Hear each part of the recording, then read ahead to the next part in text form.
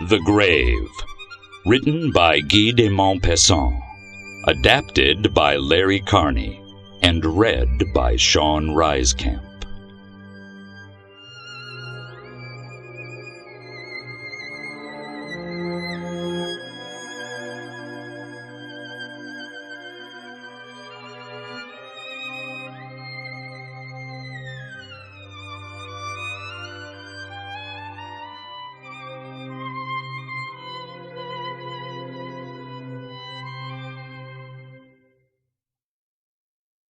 On the 18th of October, 1893, at 2:30 in the morning, the watchman of a cemetery in a small New England town, who lived in a humble cottage on the edge of this field of the dead, was awakened by the barking of his dog tied to a tree outside of his home. Going outside quickly into the inky, moonless night, he saw the animal straining wildly at his rope and barking with hoarse ferocity, as if some strange intruder had been sneaking about the house. The cemetery keeper, whose name was Vincent, therefore took his gun and, with measured caution, investigated.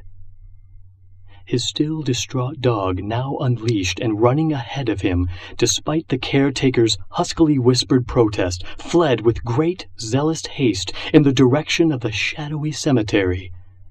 Presently, through the murky darkness, the man could just make out the figure of the animal as it suddenly stopped and stood near a chipped and skewed headstone. The caretaker, creeping slowly and with wide, nervous eyes, soon stood beside his dog, whose barking had become a rasping choke. Such was the intensity of its distress. Cradling the rifle he had brought with him in the crook of his arm, he put a hand down to the dog's thick, upstanding fur, more a gesture to bolster his own nerves than to calm the poor beast, which startled at his master's touch.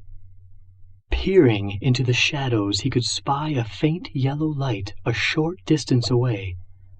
For long moments he stared at the shadows cast by the light, which came, he could see, from a small lantern resting precariously atop a grave marker. The dog ceased his croaking bark, its voice completely spent, and the caretaker left the creature where it stood, and very carefully moved forward, mindful of the autumn leaves lest his shuffling through them give away his position to the trespasser. A concern that he reflected on later. Why, if the raucous barking hadn't disturbed this interloper, surely a footstep wouldn't cause alarm. And slowly and stealthily he crept, inch by inch, nearer to the illuminated scene. At last he was standing within several paces of the mysterious activity, peering from behind a tall monument. Remaining absolutely motionless, he watched as a man, illuminated by the light of the lantern, stood at the edge of an open grave, the earth from which had been hastily thrown in mounds around it. He watched as the figure continued with a spade to shovel the great clods of dirt from the burial place, working with a terrible, feverish intensity. The steady chalking sound of the shovel plunging again and again into the soil suddenly stopped with a muffled thud. It was a hollow, murky, heavy sound that seemed to resonate in the very earth beneath the caretaker's feet. The coffin had been reached. He watched, astonished and horrified, as the man tossed the spade aside, knelt, and with a strange, dreadful grunt, slowly raised the lid of the coffin. The caretaker could hear the terrible creaking of the hinges, and stared aghast as the shadowy figure paused, looking fixedly into the gaping maw, and let out with a wretched, trembling whimper that chilled him to the marrow. Time seemed to slow as the figure stood, unmoving, head bowed, beside the open grave. The silence of the cemetery was nearly a palpable thing. Without being consciously aware of it, the caretaker tightened his grip on the firearm he carried as he witnessed an act that would haunt him for the rest of his days. The figure knelt at the edge of the grave and, uttering another terrible whimper, reached in with both arms. Straining, the man began pulling at the grisly contents within, and slowly, horribly, the corpse of a young woman was dragged out of the cavity of the earth within which it had been buried. By the light of the lantern, the flesh of the corpse was pale and bluish-gray, stretched dry and taut across the cheekbones. The mouth was half open, and the tongue protruded slightly from between the teeth. The long hair was tangled, and small clots of earth fell as the body was jostled. The dull eyes were sunken, the lids half opened, and for a brief, hideous moment, as the head rolled limply to one side, the eyes fell upon the caretaker, seeming to stare into his own. A fat, wet night-crawler squirmed indignantly at the collar of the blouse worn by the corpse, and a thin scrim of dark mold covered the wasted, clothed shoulders. The figure cradled the corpse, stroking its matted hair, cupping the taut cheek lovingly, then leaning slowly forward, tenderly kissed the slack brow. He raised his head again and stared longingly into the face of the corpse, stroked the cheek, and once more dipped his face close, kissing the cheek, the withered nose, the eyes. Vincent the caretaker, who had watched the grave robbing in paralyzed shock, suddenly found himself filled with violent revulsion upon seeing this hideously intolerable affront to the dead. He raised his rifle and quickly stepped from behind the monument from which he had observed the awful events. Vincent came alongside the man, ordering him to stand. His words were ignored, as the man, oblivious to his presence, lowered his face to place a kiss upon the taut, dead lips. Vincent violently struck him with the solid wooden butt of his rifle. By the time the grave robber regained consciousness, Vincent had already placed him in the back of a small, mule-drawn wagon. There was complete silence as the caretaker drove the vulgar scoundrel down the narrow dirt path into town. The first faint light of dawn had touched the horizon by the time they entered the village. Rousing the constable, Vincent soon related the terrible events that he had witnessed. By noon of that day, the entire populace was aware of the terrible events, many journeying to the cemetery, where they themselves also had loved ones interred. The trial commenced 2 days hence. The grave robber was a young, successful lawyer by the name of Carruthers. He entered the dim, crowded courtroom amidst a thunderous cacophony of jeers. It was only by the ingrained refinement of these proud New Englanders that he was spared being lynched, such was their fury. The back of his scalp, where he had been struck by the caretaker's rifle, was wrapped in a dirty cloth bandage. The judge, with great difficulty, forced the gathered crowd to quiet, and Carruthers was seated on the left side of the courtroom alone at a long wooden table. He sat staring blankly as the prosecutor opened the case, recalling in lurid, chilling detail the horrible crime the caretaker had seen him commit. A wave of terrible indignation swept over the courtroom once more after the testimony of Vincent himself. After long minutes, the crowd calmed down again, and the prosecutor turned to the jury with a grand gesture before sitting at the wooden table on the right side of the courtroom. A moment of silence, and the judge cleared his throat, looked sternly at Carruthers, and said, unflinchingly, "What have you to say in your defense?" Carruthers, who had quietly citing his practice as an attorney, refused counsel, rose slowly. All eyes glared at him, studied him, an abomination to be examined and learned from, lest other monsters like him go unsuspected among free men. He stood, head bowed for long minutes, and just when it seemed as if he would say nothing, He looked at no one particular person and began in a low voice. Your Honor, gentlemen of the jury, I have very little to say. The woman whose grave I violated was my betrothed, and I loved her. I loved her not with an unclean love, and not with mere tenderness, but with an absolute, complete love, with an overpowering devotion. He paused, sweeping the front of the courtroom with despairing eyes, then continued. When I met her for the first time, I felt a fervent attraction. It was not that which is called love at first sight, but a feeling of delicious well-being, as if I had been plunged into a warm bath. Her smile enthralled me. Her voice enchanted me, and it was with utter captivation that I stood in her presence. It seemed to me as if I had seen her before, and as if I had known her for a long time. She had within her something. Words are of no use when describing her, or my utter devotion to her. She seemed to me like an answer to a cry uttered by my soul, to the vague need for love that we yearn for our entire lives. The touch of her hand in mine was more delightful to me than anything that I had ever before imagined. She filled me with a mad joy, with the desire to run, to dance, to fling myself upon the ground. So we became lovers.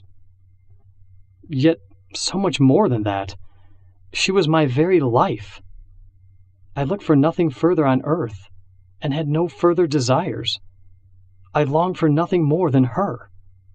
One evening, when we had gone on a somewhat long walk by the river, we were overtaken by a heavy, cold rain, and the damp chill caused her to become ill. This illness developed into pneumonia, and within 2 weeks my dearest, beloved angel was dead. After she passed, I was so overwhelmed by total despair that I had no thoughts left. It was as if I myself had died. So empty was my life and so meaningless the world around me. During all the horrible details of her funeral and burial, my overwhelming grief was like a madness, as if a dark, anguished hand were clutching my heart.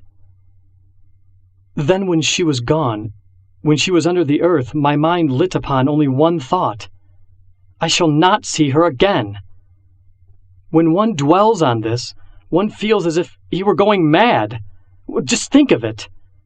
There is a woman whom you adore, a unique woman, for in the whole universe there is not a second one like her. This woman has given herself to you, and has created with you the mysterious union that is called love. Her eye sees, her voice speaks, she thinks, feels, responds, and reacts. This woman loves you. When in her company your heart floods with joy. And suddenly, she's gone. Think of it. She's gone, not only for you, but forever. She's dead. Do you understand what that means? Never, never, not anywhere will she exist again. Never more will that eye look upon anything again. Never more will that voice speak, that heart beat, that flesh feel. Even more, there will never again be another like her. And no one will ever possess the exact emotions, likes, dislikes. There will never be another face exactly like hers. Never, never! But that one body, that one face, that one mind, that one life will never more be born again upon this earth. And yet millions and millions of creatures will be born, and this one woman will not reappear among all the women of the future. Is it possible? It drives one mad to think of it. And she lived for 20 years, not a single year more. Not a single moment in her future. Abandoned by time itself. Gone. Forever. She thought. She smiled. She loved me. And now, nothing.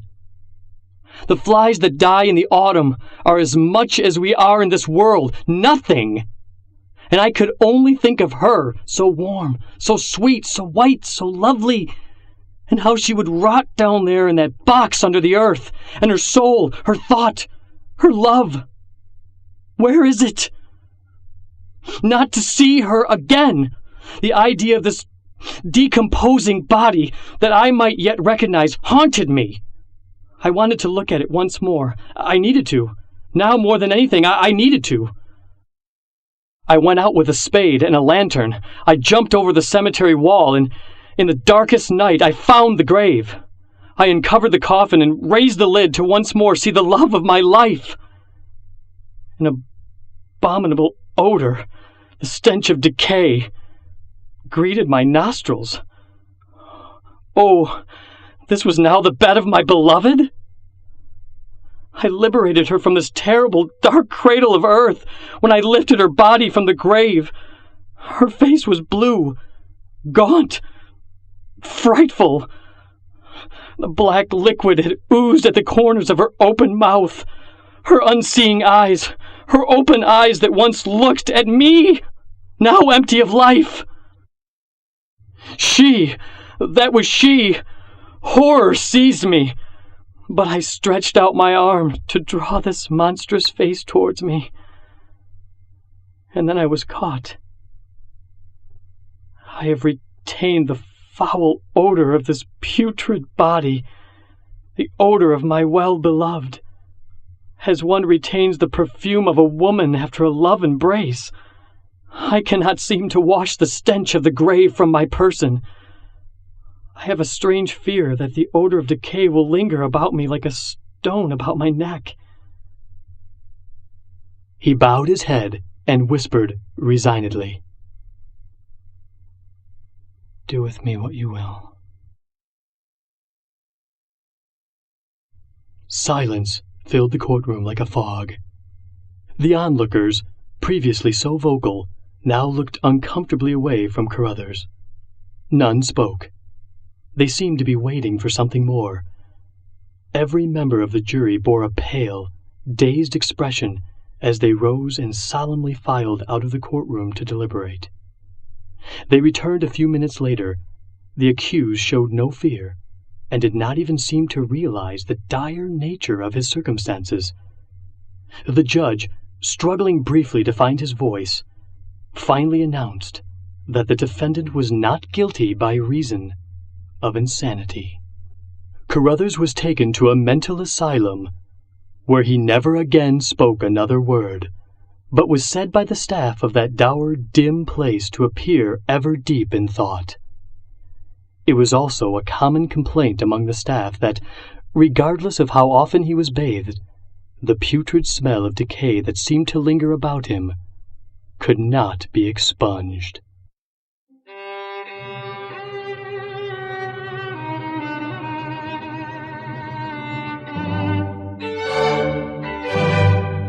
Classic Tales of the Undead was read by James Mayo and Sean Reiskamp, and introduced by David Duchesne. It was engineered and edited by Brick Salter and Chris Slusser, and directed by Larry Carney.